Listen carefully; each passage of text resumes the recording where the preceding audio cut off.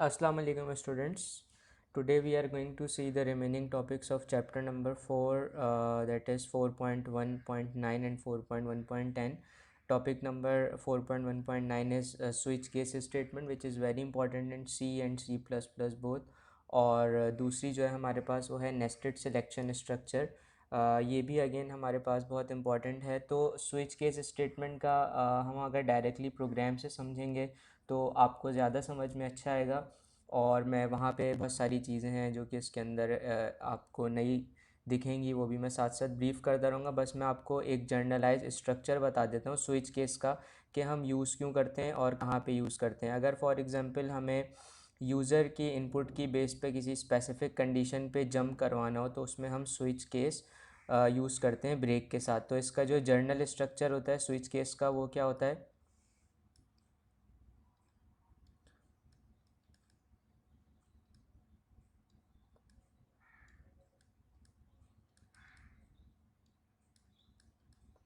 कि आप सबसे पहले जो है फॉर एग्ज़ाम्पल अगर आप यूज़र से इनपुट ले रहे हैं तो आप उसको स्विच के अंदर पास करते हैं। जैसे फॉर एग्ज़ाम्पल स्विच, और यहाँ पे आप कोई जो है वो नुमेरिक या तो कोई आप सिंगल कैरेक्टर जो है वो पास करते हैं। जैसे कि स्विच 1 हो सकता है, या काउंटिंग कोई भी हो सकती है, या इसके अलावा कैपिटल ए या स्मॉल ए या कोई भी, या इसके अलावा स्मॉल ए से कोई भी जो है वो जेड तक आपके पास स्विच के अंदर आप पास कर सकते हैं।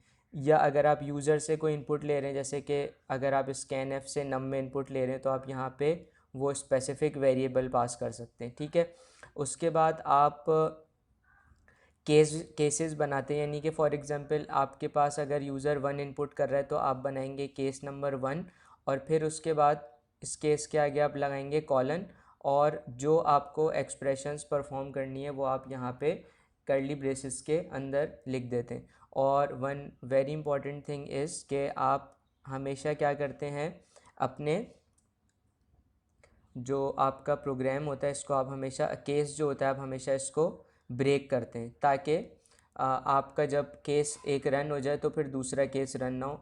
ये भी मैं आपको बताऊंगा अभी हम किस तरह से जो है वो ब्रेक को इस्तेमाल करते हैं। ये हमारा कुछ जर्नलाइज स्ट्रक्चर हो गया स्विच केस का।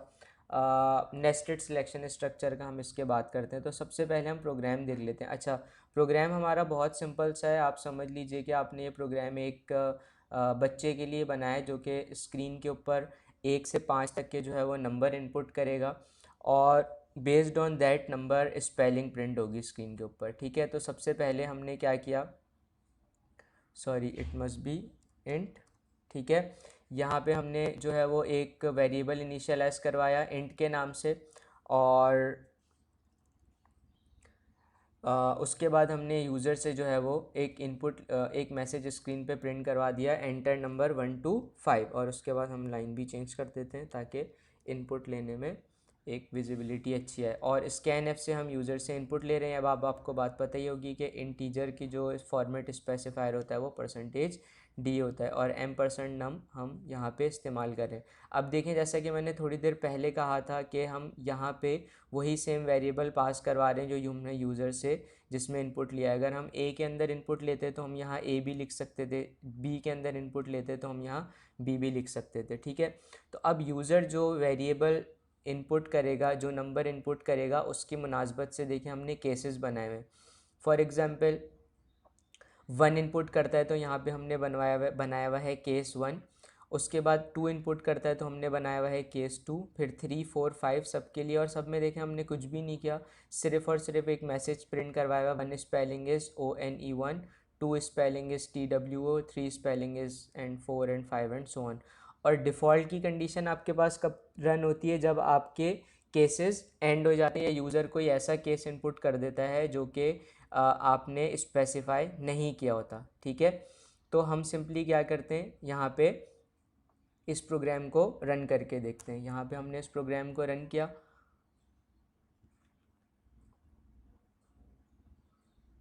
Okay, let me make it int main.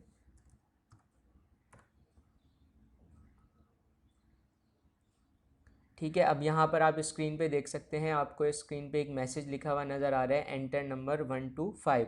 अब फॉर एग्जांपल मैंने यहाँ पे 2 प्रेस किया और जैसे ही मैं एंटर प्रेस करूँगा तो यहाँ पर आप स्क्रीन पे देखें मैसेज क्या लिखा हुआ है, 2 स्पेलिंग इज़ TWO। अब मैं इस प्रोग्राम को जो है वो किसी और इनपुट के लिए रन करता हूँ। फॉर एग्जांपल मैंने F11 प्रेस किया और यहाँ पे मैंने जो है वो नंबर प्रेस किया 5। तो यहाँ पे देखें स्पेलिंग आ रही है 5 यानी कि डिजिट पहले और स्पेलिंग इज़ 5। तो मैंने अपना प्रोग्राम केस 5 तक बनाया था। अब अगर मैं फॉर एग्जांपल इसको दोबारा से रन करता हूँ और मैं यहाँ पे 6 एंटर करता हूँ जो कि मैंने नहीं बनाया था केस 6, तो यहाँ पर देखें मेरे पास क्या मैसेज प्रिंट हो रहा है, प्लीज़ एंटर डिजिट 1 to 5, जो कि मैंने किस कंडीशन में डाला था, डिफ़ॉल्ट की कंडीशन में डाला था। तो डिफ़ॉल्ट की कंडीशन आपकी कब रन होती है, जब आपके केसेस जो आपने स्पेसिफाई किए होते हैं उसके अलावा यूज़र कोई और इनपुट कर देता है। अब इसी प्रोग्राम को आप 10 तक भी लेके जा सकते हैं। आप मज़ीद जो है वो 6, 7, 8, 9, 10 का केसेस बनाएं, उसके अंदर जो है वो सबकी इसी तरह से लिखें। 6 spelling is SIX, 7 spelling is this, 8 spelling is this, और आपके डिफ़ॉल्ट के अंदर फिर आप मैसेज चेंज कर सकते हैं कि प्लीज़ एंटर डिजिट 1 to 10। तो ये हमारे पास क्या होता है, सिंपली आपका स्विच केस होता है जिसमें हम यूज़र से इनपुट ले सकते हैं। अब मैं आपको इसमें एक मज़ेदार चीज़ बताता हूँ। अगर फॉर एग्जांपल मैं थोड़ी देर के लिए इसमें ब्रेक हटा देता हूँ, ठीक है। आप सोच रहे होंगे कि ब्रेक पता नहीं यहाँ पे क्यों आ रहा है, इसका क्या काम है। तो मैंने यहाँ पे क्या किया, जितने भी केसेस हैं इन सब में से ब्रेक हटा दिया। हटाने का मतलब ये कि मैं कमेंट कर रहा हूँ। कमेंट जब हम करते हैं तो आपका जो कंपाइलर है वो इस वाली लाइन को रीड नहीं करता। आप ये समझ लें कि बस कंपाइलर की नज़रों से ये गायब हो जाती है। अब जब मैं देखें F11 प्रेस करता हूँ और मैं यहाँ पर लिखता हूँ 1। अब देखें यहाँ पर जब मैंने 1 लिखा तो मेरे पास जितने केसेस थे सारे रन हो रहे हैं। 1 spelling is 1, 2 spelling is 2, 3 spelling is 3, 4 spelling is 4, 5 spelling is 5, और जो आपकी डिफ़ॉल्ट कंडीशन थी वो भी रन हो रही है। तो इससे मतलब हमें क्या समझ में आया, इससे मतलब हमें ये समझ में आया कि जब भी आपको कंडीशन केस रन करवाना होता है तो केस रन करवाने के बाद आपको उसको ब्रेक भी करना होता है। अगर आप उसको ब्रेक नहीं करते तो आपका कंपाइलर क्या करता है, केस 2 भी रन करता है और केस 3 भी। यानी कि इन शॉर्ट जब तक आपके कंपाइलर को ब्रेक नहीं मिलता वर्ड, वो क्या करता है, केसेस को रन करता रहता है। सो इन शॉर्ट आपने याद ये बात रखनी है कि जब भी हम कोई केस ओपन करते हैं या केस बनाते हैं किसी इंटीजर का या किसी करेक्टर का, तो हम उसको ब्रेक भी करते हैं। इसी तरीके से मैंने आप लोग के लिए एक और छोटा सा प्रोग्राम बनाया है। इस प्रोग्राम में क्या है कि हम यूज़र से, जो कि कोई किड हो सकता है, उससे हम A से E तक जो है वो अल्फ़ाबेट्स ले रहे हैं। और उसके बाद यहाँ पर देखें हमने स्कैनएफ में %C यूज़ किया क्योंकि करेक्टर के लिए हमारे पास %C इस्तेमाल होता है। वेरिएबल का नाम आप कुछ भी रख सकते हैं, नम रखें, ABC, जो दिल चाहे रखें। अब यहाँ पर अगर आप देखें तो मैंने यहाँ पे केस किसका बनाया है, एक सिंगल करेक्टर का। करेक्टर आपका हमेशा जो है वो सिंगल कोट्स के अंदर जाता है। और मैसेज मैंने क्या प्रिंट करवाया है, A फॉर एप्पल, ठीक है। तो इससे क्या होगा, सिंपल आपका जो, इसको भी मैं आपको रन करके दिखा देता हूँ। आपने यहाँ पे स्क्रीन पे मैसेज दिख रहा है आपको, enter number A to E। आपने यहाँ पे, अच्छा नंबर नहीं आएगा यहाँ पे, इसको हम ठीक कर लेते हैं साथ साथ। यहाँ पे आएगा अल्फ़ाबेट, ठीक है। Enter alphabet A to E। तो फॉर एग्जांपल मैंने एंटर किया यहाँ पे B, और जैसे ही मैं B प्रेस करके एंटर करूँगा तो यहाँ पे स्क्रीन पे आपको एक मैसेज दिख रहा है, B फॉर बॉल।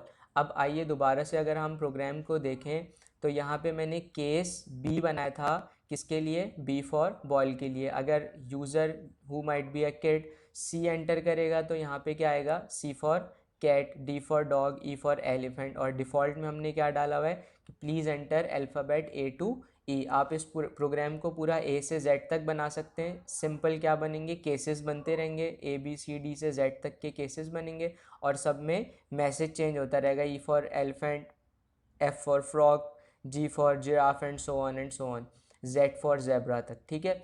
तो इस तरीके से होगा। मगर यहाँ पे मैं आपको एक इंटरेस्टिंग चीज़ भी बता दूँ। अगर फॉर एग्जांपल मैं इस को रन करता हूँ प्रोग्राम को, और मैं यहाँ पे कैपिटल A लिखता हूँ, ठीक है। कैपिटल A लिख के जब मैं एंटर प्रेस करूँगा तो मेरे पास कंडीशन चल रही है, please enter alphabet A to E। यानी कि हमारा जो कंपाइलर है उसको स्मॉल a तो पता है लेकिन कैपिटल ए नहीं पता, जबकि हमारी रियल लाइफ के अंदर स्मॉल ए और कैपिटल ए सेम जो है वो साउंड प्रोड्यूस करते हैं, सिर्फ लिखने के अंदर फ़र्क होता है। तो मैं ये चाहूँगा कि मेरा जो प्रोग्राम है वो दोनों केसेस के ऊपर चले, यानी कि केस कैपिटल ए पे भी और केस स्मॉल ए पे भी। तो मैं इसके अंदर एक बहुत छोटी सी एडिशन करूँगा, और वो ये कि मैं यहाँ पे केस सिंगल कोट्स और यहाँ पे मैं कैपिटल ए लिख दूंगा, और यहाँ पे मैं क्या करूँगा, सेमी कॉलन लगा दूंगा। अब क्या होगा, अब ये होगा कि हमारा प्रोग्राम फॉर एग्जांपल अगर यूज़र एंटर करता है स्मॉल ए, तो स्मॉल ए के बाद देखिए हमारे पास कुछ भी स्पेसिफाई नहीं है। तो जैसा कि इससे थोड़ी देर पहले हमने देखा था कि आपका कंपाइलर ऑटोमेटिकली नेक्स्ट केस पे आ जाता है। यहाँ पे हमने ब्रेक तो लिखा नहीं है, ना कोई हमने जो है वो और चीज़ लिखी है, तो वो किस पे आ जाएगा, इस वाले ए पे आ जाएगा। ठीक है, तो आपकी ये वाली लाइन रन होगी। और बिलफर्ज अगर आपका user directly capital A enter करता है तो वो आपका डायरेक्टली ये केस वाला यही केस बन जाएगा। तो अब इस प्रोग्राम को अगर मैं आपको दोबारा रन करके दिखाऊं, तो यहाँ पर देखें, जब पहले मैंने कैपिटल ए एंटर किया था तो उसने मुझे डिफ़ॉल्ट कंडीशन चला के दी थी और ए फॉर एप्पल लिखा हुआ नहीं आया था। जबकि अब अगर मैं कैपिटल ए लिख के एंटर करता हूँ तो यहाँ पे आप देखें ए फॉर एप्पल लिखा हुआ आ रहा है। दोबारा से अगर हम इसको बी के लिए रन करें तो देखें, जो मैंने बी का केस बनाया है वो स्मॉल बी के लिए बनाया है। स्मॉल बी के लिए मेरे पास प्रिंट हो रहा है B for ball.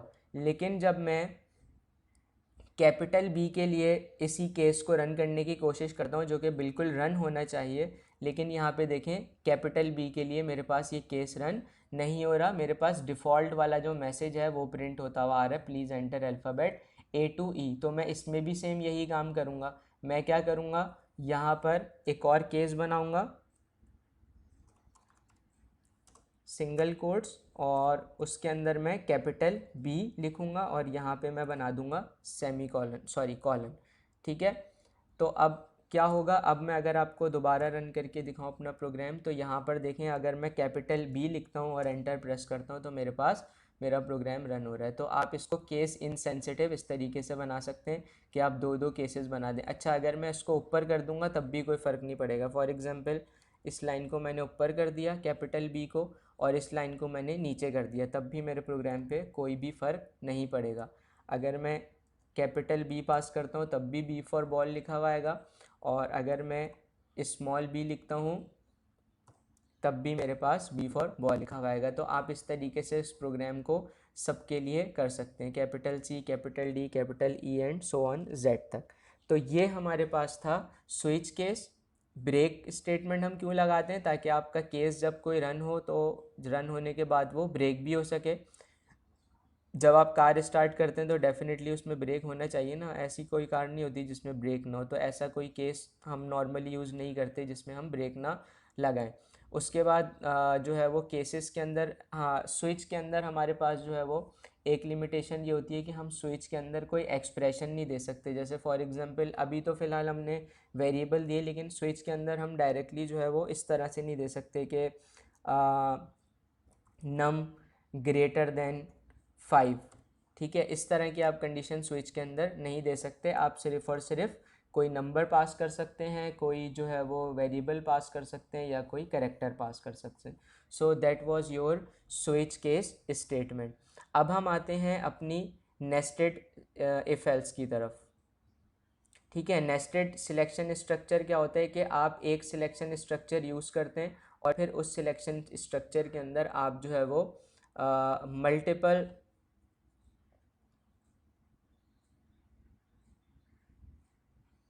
What just happened,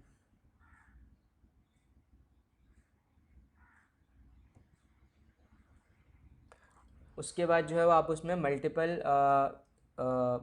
मज़ीद सिलेक्शन स्ट्रक्चर इस्तेमाल करते हैं। तो हम इसको थोड़ा सा देख लेते हैं कि फॉर एग्जांपल हम इसका भी एक प्रोग्राम बना लेते हैं, सैम्पल प्रोग्राम।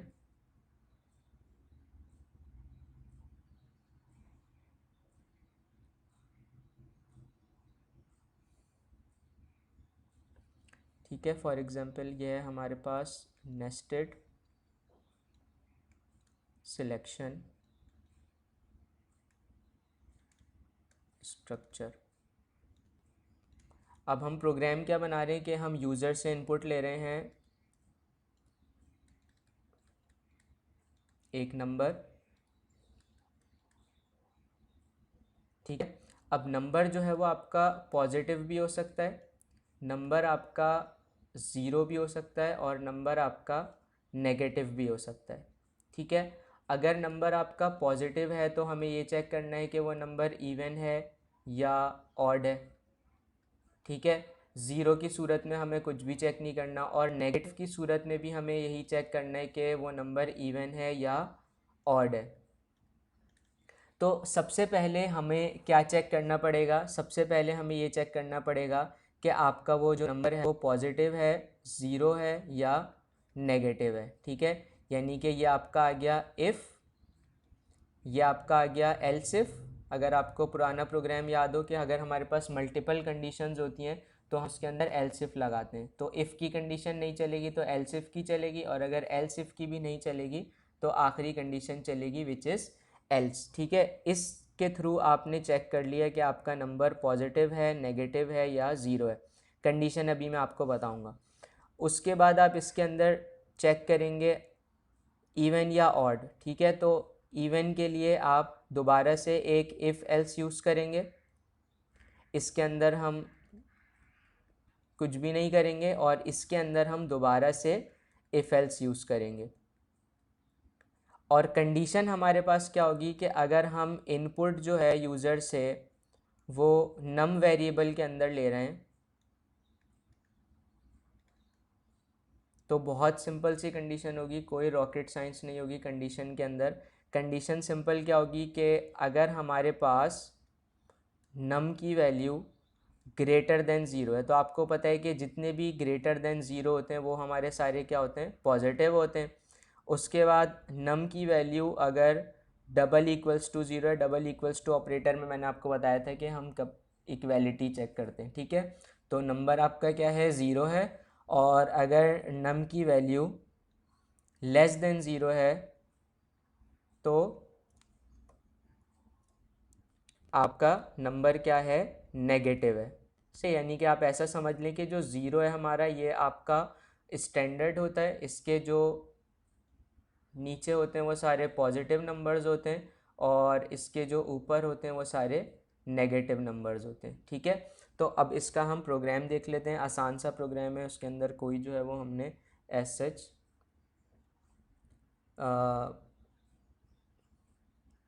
कोर प्रोग्रामिंग इस्तेमाल नहीं की। तो देखें, सबसे पहले हमने क्या लिया? यूज़र से एक नंबर लिया, एंटर एनी नंबर, और हमने उसको जो है वो नम के वेरिएबल में सेव करवा लिया। ठीक है, अब जैसा कि मैंने आपको बिल्कुल स्टार्टिंग में कहा था कि हम क्या करते हैं, हम सबसे पहले यहाँ पे आप देखें, ये इस ब्रैकेट को आप देखें, ये पूरा वो ब्रैकेट है जिसके अंदर हम पॉजिटिव चेक कर रहे हैं। ठीक है, if num is greater than zero. यहाँ पे मैं कमेंट्स भी कर देता हूँ, checks positive then even odd. पहले पॉजिटिव चेक करेगा फिर इवन ऑड। अगर ये कंडीशन ट्रू होती है तभी आपका कंट्रोल इस ब्रैकेट के अंदर आएगा, अदरवाइज कंट्रोल इस ब्रैकेट के अंदर नहीं आएगा। तो बिलफर्ज अगर ये कंडीशन ट्रू हो जाती है तो सबसे पहली लाइन पे एक मैसेज प्रिंट हो रहा है, the number you entered is positive. और उसके बाद हमारे पास दोबारा से कंडीशन चेक हो रही है, if num percentage two is double equals to zero. ये मैंने आपको पिछली क्लास में बताया था कि इवन नंबर चेक करने के लिए हम इस तरह की कंडीशन यूज़ करते हैं। Num percentage is double equals to zero का मतलब क्या है कि अगर टू से डिवाइड करने पे रिमाइंडर ज़ीरो बच रहा है, जो कि हमेशा आप किसी भी इवन नंबर को टू से डिवाइड करते हैं तो आपका रिमाइंडर ज़ीरो आता है, तो ये कंडीशन अगर ट्रू होती है तो आपका नंबर इवन है। और अगर ये कंडीशन फॉल्स होती है तो उसको हमने किस में डाल दिया? एल्स में डाल दिया, और वो कंडीशन हमारे पास क्या हो गई? ऑड हो गई। अब ये हमारे पास ब्लॉक ऑफ कोड कब रन होगा? सिर्फ और सिर्फ तब जब आपका जो है वो ये वाली कंडीशन नम ग्रेटर देन ज़ीरो ट्रू होगी। अगर ये कंडीशन ट्रू नहीं होती तो इसका मतलब दूसरी कंडीशन हमें चेक करनी पड़ेगी। दूसरी कंडीशन क्या है कि क्या जो यूज़र ने नंबर एंटर किया वो ज़ीरो के इक्विवेलेंट तो नहीं है। अगर ये कंडीशन ट्रू होती है तो हमें स्क्रीन पे सिंपल एक मैसेज प्रिंट करना है, नम यू एंटर्ड ज़ीरो। और उसके बाद तीसरी कंडीशन क्या हो सकती है कि यूज़र ने जो है वो नेगेटिव नंबर एंटर करा हो। तो नेगेटिव नंबर एंटर करने के लिए आप नोट कीजिए कि मैंने यहाँ पर नम ग्रेटर देन ज़ीरो लगाया, लेकिन एल्स में मैंने नम लेस देन ज़ीरो नहीं लगाया। ऑल दो अगर मैं लगाऊंगा तो भी कोई फ़र्क नहीं पड़ेगा, मगर अगर आपका नंबर पॉजिटिव नहीं है यानी कि ये कंडीशन रन नहीं होती, अगर आपका नंबर ज़ीरो नहीं है यानी कि ये कंडीशन रन नहीं होती, तो डेफिनेटली आपका नंबर क्या होगा, नेगेटिव होगा। ठीक है, तो दिस इज़ वाई एल्स का ब्लॉक ऑफ कोड रन होगा यहाँ से लेकर यहाँ तक, और आपने एल्स के ब्लॉक ऑफ कोड के अंदर कोई चेंजिंग नहीं की, सिंपल आपका बिल्कुल यही नेस्टेड स्ट्रक्चर है इफ़ और एल्स का, और इसमें आपने सिर्फ और सिर्फ मैसेज प्रिंट किया है, the number you entered is negative, %2 is equals to zero, even और ऑड। तो हम सारे केसेस के लिए इस प्रोग्राम को रन करके देखते हैं। सबसे पहले मैं एक पॉजिटिव नंबर एंटर करता हूँ 2, और जैसे ही मैं एंटर प्रेस करता हूँ तो देखिए मेरे पास लिखा हुआ है स्क्रीन पे message, the number you entered is positive, it is an even number. ठीक है, अब मैं दोबारा से इस प्रोग्राम को रन करता हूँ और मैं यहाँ पे एंटर करता हूँ 3। अब देखें यहाँ पे क्या लिखा हुआ है, the number you entered is positive, it is an odd number, यानी कि पहली दफ़ा में आपके पास ये लाइन तो हर हाल में रन होगी, the number you entered is positive, ये वाली, the number you entered is positive, और फिर उसके बाद depend on the number that you given, या तो वो इवन होगा या ऑड होगा। 2 की सूरत में इवन प्रिंट हुआ और 3 की सूरत में ऑड प्रिंट हुआ। अब हम ज़ीरो पे चेक करते हैं। ठीक है, ज़ीरो मैंने एंटर किया तो देखें यहाँ पे मेरे पास कौन सा ब्लॉक ऑफ कोड रन हो रहा है, एल्स इफ वाला, यू एंटर्ड ज़ीरो, क्योंकि नंबर जो था वो मेरे पास इस वाले पूरे उससे बाईपास हो गया था, ग्रेटर देन ज़ीरो की कंडीशन फॉल्स हो गई थी, तो फिर आपके पास ये वाली कंडीशन चेक हो गई, ये ट्रू हो गई, तो हमारे कंपाइलर ने ये मैसेज प्रिंट कर दिया। अब हम तीसरी कंडीशन चेक कर लेते हैं, यानी कि तीसरी में भी दो कंडीशन होंगी। पहली दफ़ा मैं एंटर करता हूँ फॉर एग्जांपल -4, अब माइनस की वजह से नंबर क्या है, नेगेटिव है, और 4 जो है वो एक इवन नंबर है, तो स्क्रीन पे मैसेज आना चाहिए, the number you entered is negative and it is an even number. ठीक है, तो बिल्कुल ऐसे ही स्क्रीन पे मैसेज आया, the number you entered is negative, it is an even number. अब मैं दोबारा से अगर इस प्रोग्राम को रन करता हूँ और एंटर करता हूँ -5, तो यहाँ पे स्क्रीन पे मैसेज आना चाहिए, the number you entered is negative and it is an odd number which is right, बिल्कुल यही प्रिंट आ रहा है। So this is how you nest your control structures. आप इस तरह से अपने डिफरेंट कंट्रोल स्ट्रक्चर को नेस्ट कर सकते हैं। आप इससे जो है वो परसेंटेज के डिफरेंट प्रोग्राम बना सकते हैं, रेंज सेट करके कि भाई अगर एक स्टूडेंट की परसेंटेज जो है वो यहाँ से यहाँ तक आ रही है तो स्क्रीन पे ये ग्रेड प्रिंट हो, यहाँ से यहाँ तक आ रही है तो ये ग्रेड प्रिंट हो, एंड सो ऑन। तो बहुत सारी चीज़ें जिसकी आप प्रैक्टिस कर सकते हैं। आई होप कि आपको प्रोग्राम से ज़्यादा अच्छा समझ में आएगा। तब तक के लिए इजाज़त दीजिए, इंशाल्लाह नेक्स्ट क्लास में मुलाकात होती है। अल्लाह हाफ़िज़।